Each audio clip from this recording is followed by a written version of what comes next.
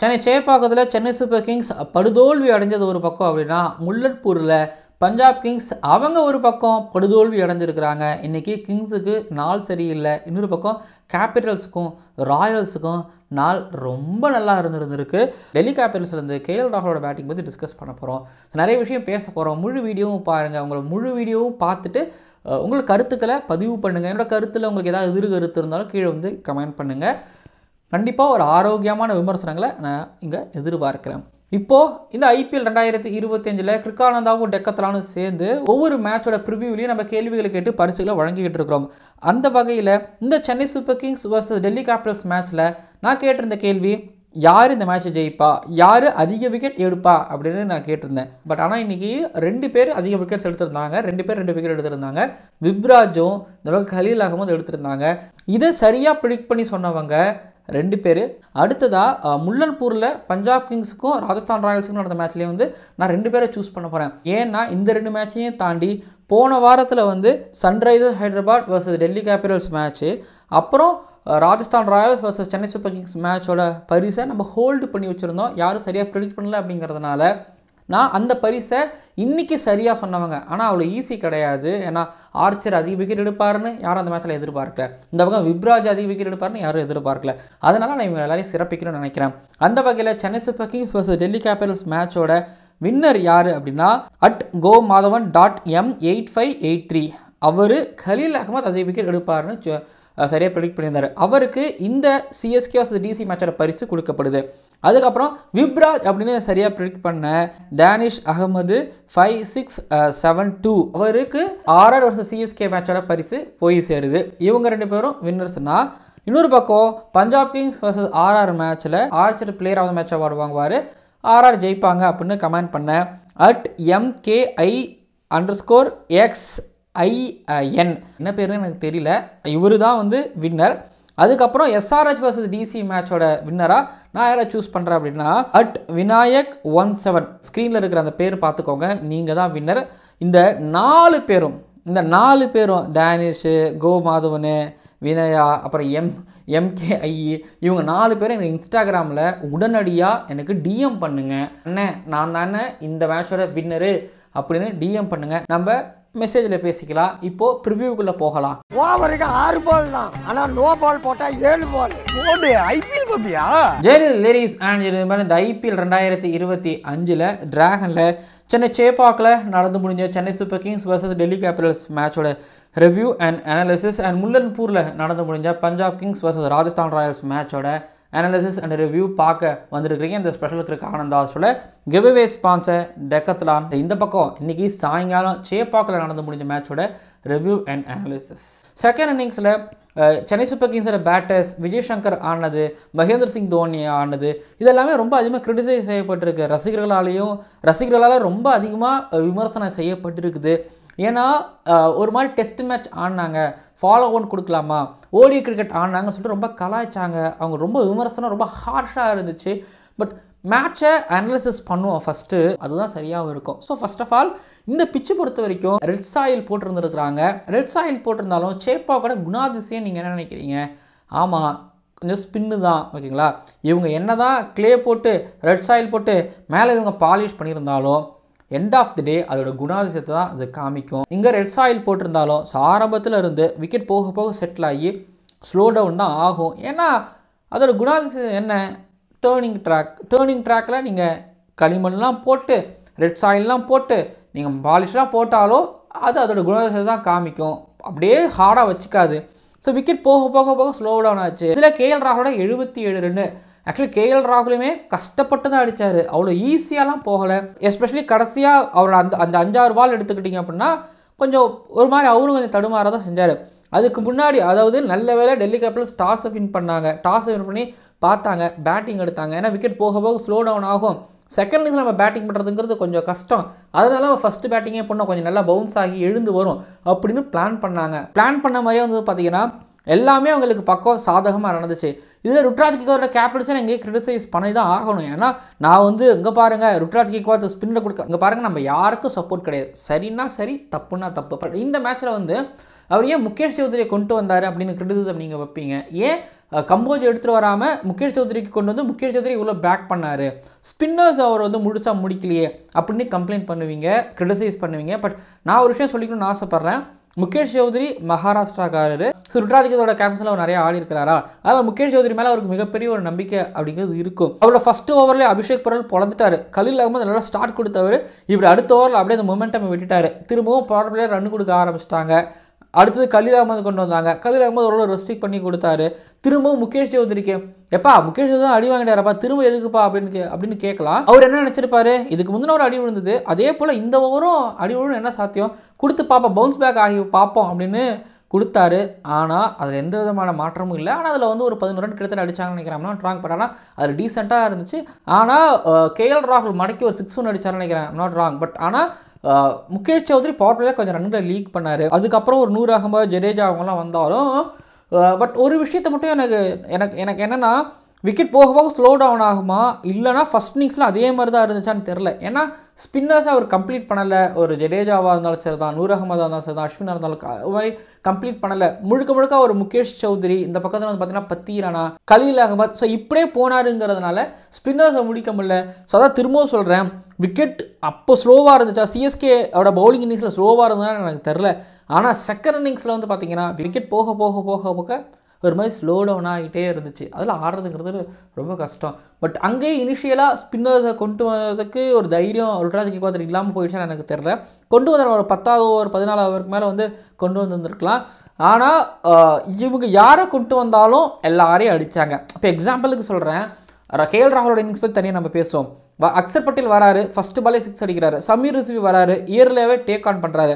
Stubs சொல்லவே வேணும், அவர் இயர்லியாகவே take on பண்ணுறாரு. ஸோ இப்படின்னு வந்து பார்த்திங்க அப்படின்னா வரவங்க போகிறவங்க எல்லாருமே வந்து அடிக்க மட்டும்தான் செஞ்சாங்களே தவிர யாரும் நிற்கணும் போனால கேஎல் ராகுல் நீங்கள் நில்லுங்க, சுற்றி இருக்கிறவங்க எல்லாரும் அடிங்க அப்படின்னு சொல்லியிருந்துருப்பாங்க போல். அதுதான் நடந்துச்சு. அபிஷேக் பரேல் வந்தார், முகேஷ் சௌத்ரியோட ஒரு செம்மையை அடிச்சுட்டு 30 ரனில் போனார். சமீர் ரிஸ்வி வந்தார், அவரோட பங்குக்கு அவர் ஒரு பக்கம் ஒரு காட்டு ஒரு 4 1 6 1 நேரம் அடிச்சுட்டு அவர் போனார். ஸ்டப்ஸும் அதே தான் கடைசி ஓவர்ஸில் அடிக்கவும் ஆரம்பித்தார். ஸோ அக்சர் பட்டேலும் வந்த முதோபாலே ஜடேஜாவை டேக் ஆன் பண்ணார். ஸோ வந்தவங்க எல்லாரும் ஸ்ட்ரைக் ரேட்டுங்கிறத தாண்டி each and every 6 and 4s அடிக்கிறது எல்லாமே செகண்ட் இன்னிங்ஸில் உங்களுக்கு ப்ரெஷராக விழும் அப்படிங்கிறத தெரிஞ்சுட்டாங்களா புரிஞ்சுட்டாங்கன்னு தெரில. ஆனால் வந்ததுலேருந்து அடிச்சுக்கிட்டு மட்டுமே இருந்தாங்க. அதில் ஸ்கோர் 200 போகுமான்னு நினைக்கும் போது கடைசியாக வந்து பார்த்திங்க அப்படின்னா திரும்பவும் முகேஷ் சௌத்ரிக்கு கொடுத்தாரு. யோசிக்கலாம், நூர் அகமது இருக்கார், அஸ்வின் ஒரு பக்கம், ஜடேஜா இவங்களாம் இருந்தாலும் ஏன் அவர் திரும்பவும் முகேஷ் சௌத்ரிக்கு போகிறாரு. 2019 ஐபிஎல் ஃபைனலில் மலிங்கா நிறைய ரன்னை கொடுத்துருவார். ஆனால் திரும்ப மலிங்கா ஓவர் கொடுக்குறாங்க லாஸ்ட் ஓவர்னா அந்த நம்பிக்கை. பட் அந்த நம்பிக்கையை முகேஷ் சௌத்ரி மேலே வச்சுக்காம வேறு யார் மேலேயே வச்சுருக்கலாமா? அது வேறு யாராவது ஃபாஸ்ட் பாலர் எக்ஸ்ட்ரா இருந்தாலும் ஓகே தான். ஆனால் அங்கே அப்படி இல்லையே. அப்போ முகேஷ் சௌத்ரி தான் கொடுத்தாகணும். முகேஷ் சௌத்ரி அந்த இடத்துலையும் கொஞ்சம் ரன்னை லீக் பண்ணார். பட் கடைசியாக 10 ரன் வந்து ரெஸ்ட்ரிக்ட் பண்ணலை 2 ஓவர் அப்படின்னா கண்டிப்பாக இந்த ஸ்கோர் 180+ அப்படிங்கிறது வந்திருக்காது. இது அப்படியே வந்து பார்த்திங்க அப்படின்னா ஒரு 200+ வந்திருக்கணும். ஆனால் டெல்லி கேபிட்டல்ஸில் கடைசியில் வந்து பார்த்திங்க அப்படின்னா கொஞ்சம் சொதப்பசிட்டாங்க. அதனால் ரன்னு கொஞ்சம் கம்மியாகவும் இருந்தது. இது சேஸ் பண்ணக்கூடிய ஸ்கோர் தான் அப்படின்னு ஒரு பக்கத்தில் நம்ம நினச்சாலும் பட் சென்னை சூப்பர் கிங்ஸோட கேம் அவ்வளோ சிறப்பாக இல்லை. ஏன்னா பவர் பிளேலே அதாவது 180 சேஸ் பண்ண போகிறோம் இந்த ட்ரிக்கியான ஒரு பிச்சில். அப்படிங்கும்போது பார்ட்னர்ஷிப் பவர் பிளேயில் பில்டு பண்ணுறதுங்கிறத தாண்டி பவர் பேக்கடாக ஆடி இருக்கணும். ரச்சின் ரவீந்திரா முகேஷ் குமார் கிட்ட காட்டன் பாலில் காலியானார். ரச்சின் ரவீந்திரா ஒரு 30 ரன் நம்ம கேரண்டட். ஆனால் இன்னைக்கு இல்லவே இல்லை. அதுக்கப்புறம் ருத்ராஜ் கேக்வாத் சேசிங்கில் நான் இன்றைக்கி ருத்ராஜ் கேக்வாத் சேசிங்கில் ஆடி நான் பெருசாக பார்க்கவும் இல்லை. பட் இன்றைக்கும் சேசிங் அவருக்கு வந்துச்சு, கிளம்பினார். ஸோ பவர் பிளேயில் இந்த 2 முக்கியமான விக்கெட் விழுந்துருச்சு. ஸோ அடுத்து வந்து பார்த்திங்க அப்படின்னா டெவோன் கான்வே இந்த மேட்ச்சில் சேர்த்தாங்க. அவர் ஒரு பக்கம் நின்றுக்கிட்டு இருந்தார். விப்ராஜை உள்ளே கொண்டு வந்தாங்க தைரியமாக. பவர் பிளேக்குள்ளே விக்கெட் எடுத்தாச்சு. முக்கியமான 3 தலைகளை எடுத்தாச்சு. இன்கேஸ் இந்த தலைகள் எடுக்கலை அப்படின்னா ரச்சின் ரவீந்திரா 50, டெவோன் கான்வேயோட ஸ்கோர் கூட எனக்கு ஞாபகம் இல்லை. ஆனால் ரச்சின் ரவீந்திரா 100, டெவோன் கான்வே போன வருஷம் ஆடி இருக்கிறாரு. பட் இந்த வருஷம் எப்படி ஆடுவார்னு தெரில. பட் டைம் கொஞ்சம் கொடுக்கணும். இன்னொரு பக்கம் ருத்ராஜ் கேக்வாத் எப்படியும் ஒரு 50-60 ரன் அடிச்சிருப்பார். ஆனால் கிட்டத்தட்ட ஒரு 100 ரன் டெல்லி கேபிட்டல்ஸோட பவுலர்கள் எடுத்துருக்கிறாங்க. இத்தனைக்கும் கவனிச்சு பாருங்கள், பேட்டிங்கில் ஃபேப் டு பிளேசஸ் இல்லை. ஆனால் இந்த பவுலர்ஸ்களை வச்சு ஒரு மாதிரி டெல்லி கேபிட்டல்ஸ் அப்படியே உருட்டி ஒரு பக்கம் எடுத்துகிட்டு போயிட்டு இருக்கிறாங்க. இது வரைக்கும் எந்த பாதகமும் இல்லை. டேக் ஆன் பண்ண அடுத்த டேக் ஆன் பண்ண அடுத்த பாலே சிவம் துபே காலி. இங்கே சிவம் துபேயோட கேமை வேறு எங்கே போச்சு? ஆமாம், நின்னா ஜெயிக்கலாம். அப்போது ஒரு 15 ஓவர் வரைக்கும் அது நிற்கணும். ஆனால் அவருக்கு நிற்கிறதுக்கு தெரியாது, அடித்து தான் ஆடுவார். இதுக்கு முன்னாடி இருக்கிற செட்டப்பில் ஓகே சிவம் துபே புழைச்சிக்கிட்டார். ஆனால் இப்போது இந்த நேரத்தில் சிவம் துபே மட்டும்தான் அடித்து ஆகணும். சிவம் துபே அடிக்கலை அப்படின்னா காலி. சிவம் துபேயை டிபெண்ட் பண்ணி தான் ஒட்டுமொத்தமான அந்த பேட்டிங் ஆர்டர் இருக்குது. அப்படிங்கும்போது சிவம் துபே அப்படி ஒரு ஷாட் சத்தியமாக எதிர்பார்க்கவே இல்லை. அப்புறம் ஜடேஜா 2 எடுக்கிற இன்டென்ஷன் இருந்துச்சு, ட்ரை பண்ணார். சிவம் துபே 6 அடித்ததுக்கு அப்புறமா திரும்ப அடுத்த பாலே வந்து பார்த்தீங்கன்னா விப்ராஜ் கிட்ட அவுட் ஆனார். பட் சிவம் துபே யோசிச்சாரான்னு தெரில. ஏன்னா அவருக்கு பின்னாடி யார் இருக்கா, நம்ம எவ்வளோ ரன்னு சேஸ் பண்ணணும் அப்படின்லாம் யோசிச்சாரான்னு தெரில. ஆனால் வந்தார், கடாமுடான்னு டேக் ஆன் பண்ண நினச்சாரு. ஆனால் அவர் அப்படியே ஆஃப் ஆகி போயிட்டார். ஸோ பவர் பிளேயில் முக்கியமான ஒரு டாப் 4 விக்கெட் இழந்தாச்சு. எஸ்பெஷலி கேப்டனோட விக்கெட் இழந்தாச்சு. ரொம்ப எதிர்பார்த்த டெவன் கெனோட விக்கெட் இழந்தாச்சு.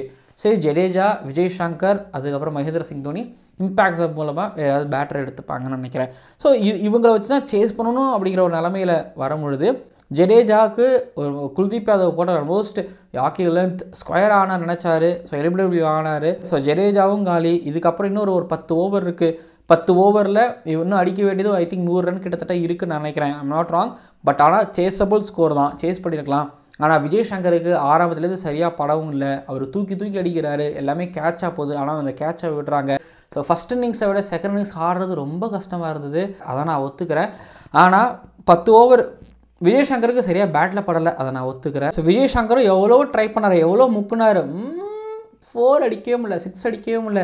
எங்கே பார்த்தாலும் வந்து பார்த்தீங்கன்னா கரெக்டாக அவருக்கு ஃபீல்டர்ஸ் இருக்கிறாங்க. ஆனால் விஜய் சங்கர் வந்து ஸ்கூப், ரிவர்ஸ் ஸ்கூப்பு, அதுக்கப்புறம் ஸ்விஃப்ட் இதெல்லாம் ஆட போகிறது கிடையாது. அப்போது அவரோட ஏரியா மிடு விக்கெட், அந்த லாங் ஆன். ஸோ இந்த சிம்பிளான ஒரு ஃபீல்ட் செட் வைக்கிறது பெரிய பிரச்சனையே கிடையாது. விஜய் சங்கர் எங்கெங்கெல்லாம் அடிக்கிறாரோ அங்கெல்லாம் அந்த பவுண்டரிக்கு பக்கத்தில் ஃபீல்டர்ஸ் நிற்கிறாங்க. ஒன்றுக்கு மேலே பெருசாக ஓடவும் முடியல. ஸோ விஜய் சங்கரால் ஒன்றுக்கு மேலே ஓடவே முடியல. 2 ரன் ஒன்றா மிகப்பெரிய ஒரு அரிதாக இருந்தது. அதுவும் சேசிங்கில் 7வது ஓவர்லேருந்து கிட்டத்தட்ட 18வது ஓவருக்குள்ளே வந்து பார்த்தீங்கன்னா இடையில ஒரே ஒரு 4 ஏதோ ஒரு 6 ஓவர் மட்டும் தான் இருந்தது. மித்தபடி வந்து பார்த்தீங்கன்னா பவுண்டரிஸ் வரவே இல்லை, 4 வரவும் இல்லை. அதாவது விஜய் சங்கர் வைக்கிற ஒவ்வொரு சிங்கிளும் வந்து எந்த விதத்துலையுமே வந்து டெல்லி கேபிட்டல் பாதிக்காது. அவங்கள பொறுத்த வரைக்கும் நீங்கள் டாட்ஸ் சிங்கிள் ஆடிக்கு போங்க, அது எங்களுக்கு பிரச்சனை கிடையாது. அதுக்கேற்ற மாதிரி தான் டாக்டிக்கலாக பவுலிங் பண்ணாங்க. அவங்கள பொறுத்த வரைக்கும் வின் அது ரொம்ப முக்கியமாக இருந்தது.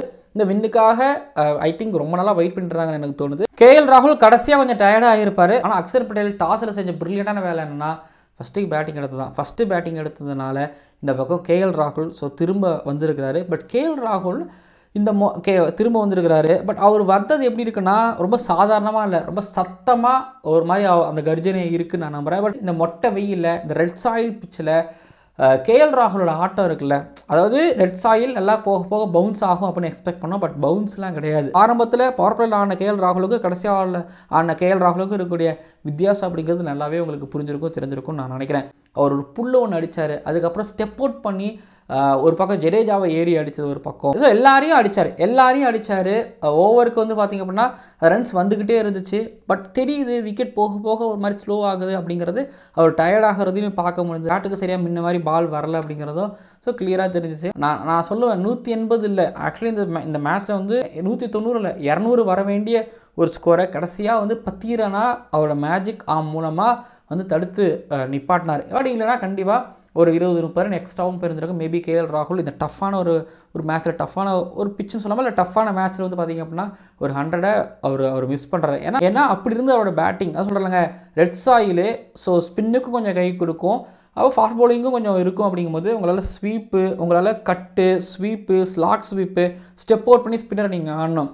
இப்போது ஃபாஸ்ட் பவுலிங்னா உங்களுக்கு புல் ஆட தெரிஞ்சவங்க, நேராக ஆட தெரிஞ்சவங்க, இது எல்லாமே கேஎல் ராகுல் ஒரு காமான கேஎல் ராகுல் கிட்டேருந்து நீங்கள் பார்க்கலாம். பட் கேஎல் ராகுல்கிட்ட சொல்லிட்டாங்க, இங்கே பாரு நீ கடைசி வரைக்கும் நில்லு, வரவங்களாம் அடிச்சுப்பாங்கன்னு சொல்கிற மாதிரி கேஎல் ராகுல் இன்றைக்கி நின்னார். கேஎல் ராகுலோட அந்த நம்பர் 4ல் நான் ஆட போகிறேன், நான் டெல்லி கேபிட்டல்ஸுக்கு மிடில் ஆர்டரில் ஆட போகிறேன் அப்படிங்கிற நம்பிக்கையை அவர் கொடுத்துருக்கிறாரு. பட் உண்மையாக சொல்கிறேன், சேப்பாக்கில் அதுவும் விக்கெட் இந்த மாதிரி ஸ்லோ டவுன் ஆகிட்டு இருக்கக்கூடிய விக்கெட்டில் ஒரு பேட்டர் எப்படி பண்ணணும் என்ன பண்ணணுங்கிறத ரொம்ப சரியாக கேஎல் ராகுல் பண்ணியிருந்திருக்கிறாரு. பர்ஃபெக்ஷன், அப்படி ஒரு பர்ஃபெக்ஷன்ஸ். பட் செகண்ட் இன்னிங்ஸில் இந்த 180 190லாங்கிறது வந்து எனக்கு தெரிஞ்சு 230 240ன்னு பார்க்குற மாதிரி இருக்கலாம். ஏன்னா விக்கெட் அந்த மாதிரி இருந்தது, காலி பண்ணாங்க. பட் சென்னை சூப்பர் கிங்ஸ் உங்களுக்கு தெரிஞ்சிருக்கும். அப்புறம் அவரோட ஸ்பின்னர்ஸ் அவர் கம்ப்ளீட் பண்ணாமல் போனது இந்த சேப்பாக் பிச்சில். இது கேப்டன்சி ஏறாரு அப்படின்னா பேட்டிங் எடுத்துக்கிட்டிங்க அப்படின்னா சென்னை சூப்பர் கிங்ஸ் சேஸ் பண்ண முடியுது பேட்டிங். எங்கே இருக்குது பேட்டிங் சொல்லுங்கள்? ருட்ராஜ் கிக்வாத் ஓப்பனிங் இல்லாமல் 1 டவுனில் வராரு. டெவோன் கான்வே இப்போ தான் வந்தார். ரச்சின் ரவீந்திராவும் இன்னும் நல்லா பேட்டை படுறது. இப்போ இருக்கிறாரு சரியாக பேட்லையும் படலை. அண்ட் கீழே சிவம் துபே மட்டும்தான் சென்னை சூப்பர் கிங்ஸோட தூண் எல்லாமே. ஆனால் அவரையும் அவுட் பண்ணிட்டாங்க அப்படிங்கிறதுனால திரும்பி ஜடேஜா அண்ட் மகேந்திர சிங் தோனி அவங்களுக்கு தான் போகும். அதுதான கேள்வி. யார் ஃபார்மில் இருக்காங்க, யார் ஃபார்ம் அவுட்டில் இருக்கிறாங்க அப்படி பார்க்கும்போது அதான் முன்ன சொன்ன மாதிரி துபே ஃபார்மில் இருந்தார். ஆனால் துபேக்கு பேட்டில் மாட்ட மாட்டேங்குது. கான்வே, ரச்சின் ரவீந்திரா, கீழே ஜடேஜா. ஸோ ஓவரால் பேட்டிங் அப்படின்னா ஒருத்தவர் ருட்ராஜ் கிக்வாத் தான். இவர் டிபெண்ட் பண்ணி தான் டீமே இருக்குது அப்படிங்கிற நிலமையில் இருக்கும் பொழுது எப்படிங்க இவங்கள இந்த பிச்சில் 180லாம் ரொம்ப ஹார்ட். ஸோ இந்த பிச்சில் 180 முடியும். ஆனால் பவுலிங் ரொம்ப டாக்டிக்கலாக, ஒரு பக்கம் மிச்சல் ஸ்டார்க்கு, இன்னொரு பக்கம் முகேஷ் குமார், இன்னொரு பக்கம் குல்தீப் யாதவ், அக்ஷர் பட்டேல் வரல, இத்தனைக்கும் விப்ராஜை வச்சு தான் போட்டுட்டு இருந்தார். ஆனால் ரொம்ப அழகாக பீஸ்ஃபுல்லாக இந்த மேட்சை வந்து டெல்லி கேபிட்டல்ஸ் முடிச்சு கொடுத்துட்டு போனாங்க. இங்கே பாருங்கள், உங்ககிட்ட பேட்டிங் சுத்தமாக கிடையாது, பவுலிங்கில் இருக்கக்கூடிய பிளானு. ஸோ அதாவது கலீல் அகமதாவது குத்தி அடித்து ஏற்றி போகிறாரு.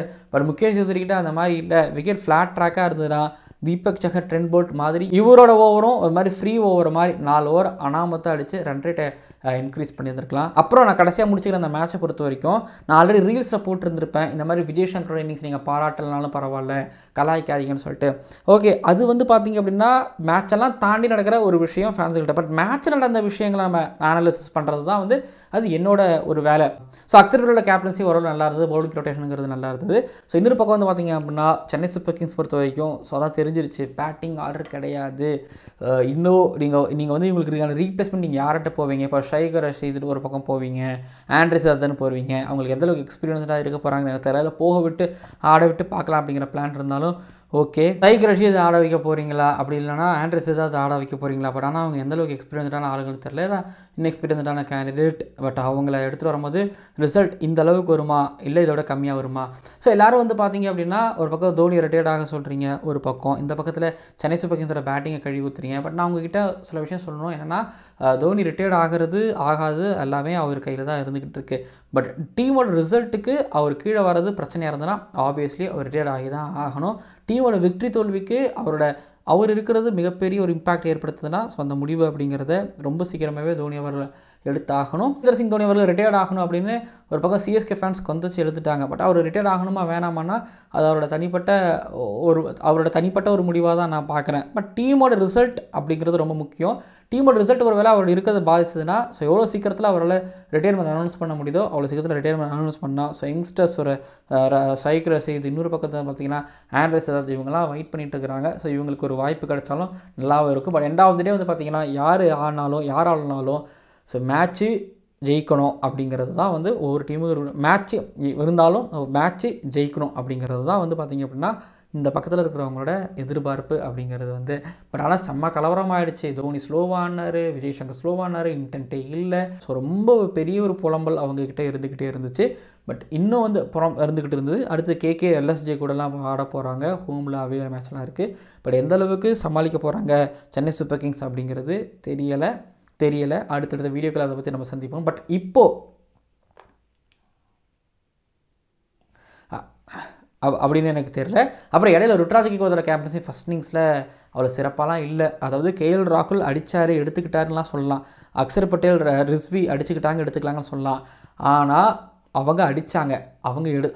உண்மையாலுமே அவங்க அடித்தாங்க. இன்னொரு பக்கம் முகேஷ் சௌத்ரி அடித்தாங்க. இன்னொரு பக்கம் ருட்ராஜ் கிக்வாத்தோட கேப்டன்சி இங்கே கொஞ்சம் கேள்விக்குறியாகவும் இருக்குது.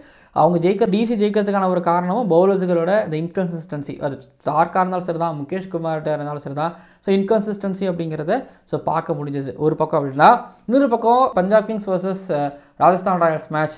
ஸோ பிச்சு வந்து பார்த்திங்க அப்படின்னா நல்லா முழன்னு இருந்துச்சு. ஃபஸ்ட்டு பேட்டிங் எனக்கு ராஜஸ்தான் ராயல்ஸ் முடிவு பண்ணாங்க. முதல்ல பேட்டிங் ஸோ ராஜஸ்தான் ராயல்ஸ் பொறுத்த வரைக்கும் இந்த இந்தியன் யங்ஸ்டர்ஸ் மேலே இன்வெஸ்ட்மெண்ட் பண்ணாங்க. பட் சஞ்சு சாம்சன் உள்ளே வந்ததுலேருந்து மாற்றங்கள் இருந்துச்சு. இவங்க 200 ரன் அடிப்பாங்களா, அன்றைய டேக்கு இவங்க நல்லா இருந்தால் அடிப்பாங்க அப்படிங்கிற மாதிரி தான் நம்ம சொல்லியிருந்தோம். ஜெயிப்பாங்களாங்கும் போது அன்றைய நாள் இவங்களுக்கு நல்லா இருந்தால் தான் ஜெயிப்பாங்க அப்படிங்கிற மாதிரி நம்ம சொல்லியிருந்திருப்போம். 170 அப்படிங்கிற மாதிரி நம்ம சொல்லியிருந்தோம். ஆனால் எப்படி வந்து பார்த்திங்க அப்படின்னா டெல்லி கேபிட்டல்ஸ் சிஎஸ்கேக்கு அகேன்ஸ்டாக ஒரு அப்ரோச் வச்சுருந்தாங்களோ ஆர்சிபி சிஎஸ்கே அகேன்ஸ்டாக ஒரு அப்ரோச் வச்சுருக்காங்க. இப்போ இருக்கிறவங்களாம் ஒரு அப்ரோச் வச்சுருக்காங்க.